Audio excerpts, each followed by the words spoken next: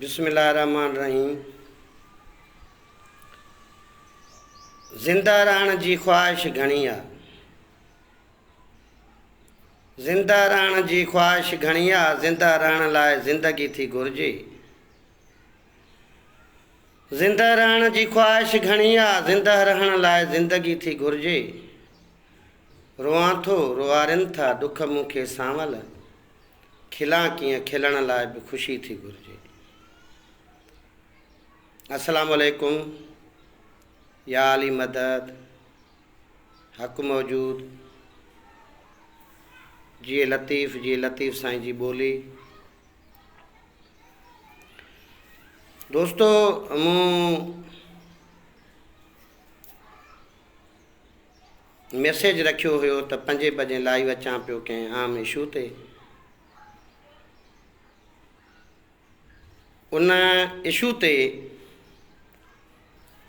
तव्हां सिंध वासियुनि, सुजाण साथियुनि, फ़नून लतीफ़ा सां वाबस्ता शाइरनि, फ़नकारनि, अदाकारनि, आफ़ीसरनि, हर मकतब फ़िक्र वारनि माण्हुनि, या असांजे सिंध पाकिस्तान खां जेके ॿाहिरि रहनि था, सऊदी अरब रहनि था, या दुबई था रहनि, या कतर में था रहनि, या ॿिए कंहिं मुल्क में रहनि था, उन्हनि सभिनी खे मां तव्हांजे ख़ादिम, तव्हांजे ख़िदमतगार सांवल मीराली जो हिकु भेरो ॿीहर हथ ॿधी सिक भरियो सलाम।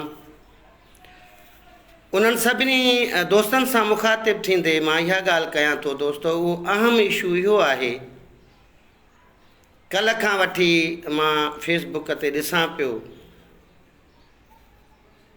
एतसाली जो शिकार आहे असांजे सिंध जो बहितरीनु सुजाण साथी, असांजो सूफ़ी फ़नकार सोडल फ़क़ीर।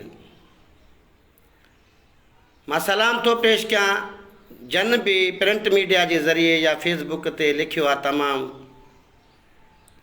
असांजी भेनरियूं जेके आहिनि उन्हनि बि लिखियो आहे, जेके शाइराऊं आहिनि या ॿिया जेके असांजा दोस्त आहिनि उन्हनि बि लिखियो आहे। उन्हनि जी माली सहायता लाइ, सोडल फ़क़ीर जे माली सहायता लाइ ऐं उनजी हमदर्दी लाइ, उनजी मदद लाइ तमामु घणो लिखियो आहे। मां सच ॿुधायां थो त ॾाढो ग़मज़दा थी वियो आहियां। मां एहसास दिलि माण्हू आहियां। मां दुआ कयो मुंहिंजा लफ़्ज़ मूंखे साथ ॾियनि ऐं मां तव्हां सां मुखातिब थी ॻाल्हाए सघां। इलाही मसइला आहिनि ज़िंदगीअ जे ज़िंदा रहण लाइ, इलाही मसइला आहिनि। ख़ुशि नसीब आहिनि उहे माण्हू जेके पंहिंजे पेरनि ते हलनि था। तॾहिं त लतीफ़ साईं चयो आहे त जेसीं जियारी तेसीं हादी रखजांइ हिफ़्ज़ में, जेसीं जियारी तेसीं हादी रखजांइ हिफ़्ज़ में, मुहताजी मख़लूक जी क़ादिर मकारी। अरबी अब्दुल लतीफ़ खे हिकु वेलुम विसारी, पुरकश पियारी भरे जाम जन्नत मां। मुहताजी तमामु ख़राबु आहे। असांजा जेके बि फ़नकार ॻाइनि पिया, पहिरीं ॻाल्हि मां इहा कंदुसि, फ़नकार केर बि हुजे, कहिड़ो बि हुजे, फ़नकार नंढो हुजे, फ़नकार वॾो हुजे, फ़नकार जी शुरूआति हुजे या फ़नकार जी पीरी हुजे, फ़नकारी जी जेका पिछाड़ी आहे न उहा ॾाढी ॾुखी आहे, दुखदायक मंज़र आहे। कुझु ॾींहं अॻु ॾिसो तव्हां पंहिंजो पंजाब में मेहदी हसन जे पोइरनि जो कहिड़ो हाल हुयो, उनजो पुटु बीमार हो, उनजो इलाजु न पियो थी सघे। या असांजे सिंध में इलाही फ़नकार आहिनि जेके तमामु ॾुखियनि मरहलनि मां गुज़री रहिया आहिनि।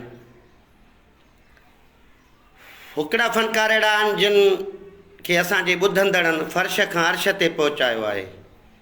उहे अरब खणी न बि चवां पर करोड़पति ज़रूरु आहिनि, उन्हनि खे परवाह ई न आहे। उन्हनि जो मुस्तक़बिल जेको आहे न उहो ईंदड़ वक़्तु संवारियल आहे।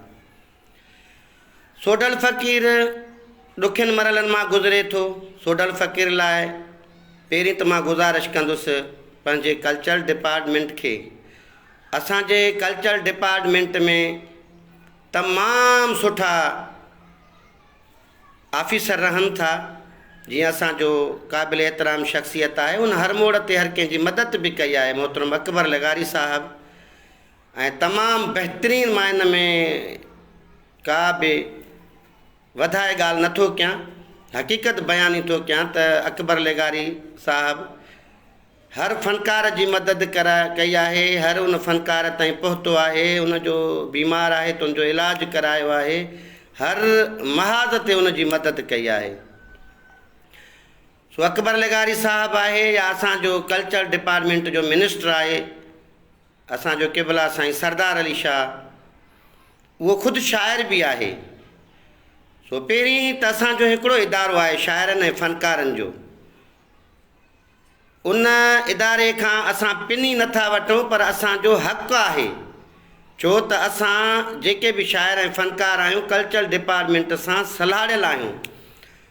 ज़रूरी न आहे त असां कंहिं इदारे सां वाबस्ता हुजूं। असां जीअं मिसाल आसा आहे या ॿिया इदारा आहिनि, सोशल वेलफेयर इदारा आहिनि, उन्हनि सां असां मुंसलिक हुजूं त कल्चरल डिपार्टमेंट असांजी मदद करे। जे असां उन्हनि सां वाबस्ता न आहियूं त कल्चरल डिपार्टमेंट असांखे नज़रअंदाज़ करे, न, ईअं बि न आहे। जेको शाइरी ऐं फ़नकारी जे ज़मरे में अचे थो उहो मेंबर थिए न थिए, उहो ऑटोमेटिकली कल्चरल डिपार्टमेंट जो हिसो आहे, उनजो मेंबर थी वञे थो, उहो उन्हनि जे खाते थी वञे थो। सो पहिरीं मुंहिंजी गुज़ारिश इहा आहे कल्चरल डिपार्टमेंट वारनि खे त ख़ुदारा तव्हां सोढल फ़क़ीर जी सार लहो। हो बेसहारा बीमारी जे बिस्तरे ते तड़पी रहियो आहे। ऐं उनखां पोइ कल्ह मूं नंढड़ी हिकिड़ी उनजी क्लिप ॾिठी, हू गुज़रे थो त नंढड़ा ॿारड़ा बि जेको आहे उनजा ॾेखारजनि था, ॾाढो परेशान हाल आहे। सो उनजी मदद कयो, सहायता कयो। कल्चरल डिपार्टमेंट खां अलावा असांजे सिंध में जेके बि सरहदीअ वारा आहिनि, शाइर आहिनि, मूं समेत जेको मुंहिंजो हाल आहे, शाइर आहिनि, फ़नकार आहिनि, अदाकार आहिनि, सोशल वेलफेयर डिपार्टमेंट जा अॻवान आहिनि, या सोशल तंज़ीमूं आहिनि, जीअं असांजो यमीन भुट्टो साहब आहे, सिंध फ़नकार ट्रस्ट आहे, उहे तंज़ीमूं आहिनि, या असांजा जेके सऊदी अरब में रहनि था, सऊदी अरब में असांजा रहनि था, असांजा दुबई में रहनि था, ऐं असांजा जेके आहिनि तमामु इंसानियत जो दर्दु रखंदड़ आहिनि जेके कतर में रहनि था, उन्हनि सभिनी दोस्तनि खे गुज़ारिश आहे तव्हां जेतिरो बि पंहिंजे हाल ऐं वसाहर, हिकिड़ो माण्हू जे करे 5 लख रुपया सोढल फ़क़ीर खे ॾींदो त उनजे लाइ मसइलो आहे, पर जे करे 5000 माण्हू फ़क़ति 100 रुपयो ॾींदा त उन लाइ मसइलो न आहे, ऐं सोढल फ़क़ीर लाइ बि आसानीअ सां 5 लख रुपया ठही वेंदा। सो मुंहिंजी इहा गुज़ारिश हुई, जेको बि दोस्त सोढल फ़क़ीर जी मदद करणु चाहे थो, 03 उनजो नंबर आहे, अकाउंट खुलियल आहे उनजो, तव्हां नोट कयो, 0301 3218 545 0301 32 अरिड़हं 545। हिकु भेरो ॿीहर मां रिपीट थो कयां, 0301 32 अरिड़हं 545। इहो सोढल फ़क़ीर जो नंबर आहे। को बि दोस्त उनखे कॉल करे उन जी तबियत मालूम करे सघे थो, ऐं तालीम जेकॾहिं तबियत मालूम नथो करणु चाहे त उहो इन नंबर ते उनजो अकाउंट खुलियल आहे। तव्हां जेको बि अलाह तव्हांखे ॾिनो आहे, 100 खां वठी 100,000 ताईं, 100 खां वठी 100,000 ताईं, जेतिरो बि तव्हांखे हाल आहे, वस आहे, पंहिंजे वित ऐं वसाहर, तव्हां सोढल फ़क़ीर जी मदद करे सघो था।